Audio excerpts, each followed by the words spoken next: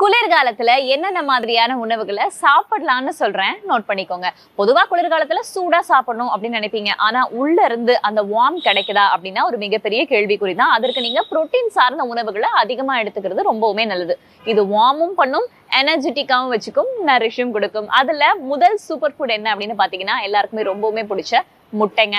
இதுல எல்லா விதமான அமினோ ஆசிட்ஸுமே இருக்கு. உங்களுக்கு ஹெல்தி ஃபேட்டையும் இது கொடுக்கும். உங்களுடைய ஹேரை திக்கன் பண்றது, நோய் எதிர்ப்பு சக்தியை அதிகரிக்கிறது, புரோட்டீனை முக்கியமா கொடுக்கறது, இது எல்லாமே முட்டை கண்டிப்பா பண்ணுங்க.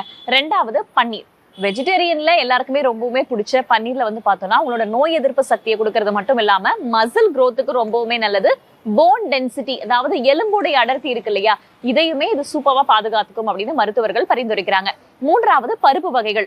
இதுல புரதச்சத்தும் உங்களுக்கு இருக்கு, நார்ச்சத்தும் இருக்கு, உங்களுடைய நோய் எதிர்ப்பு மண்டலத்தையும் வலுப்படுத்தும் அப்படின்னு மருத்துவர்கள் சொல்றாங்க.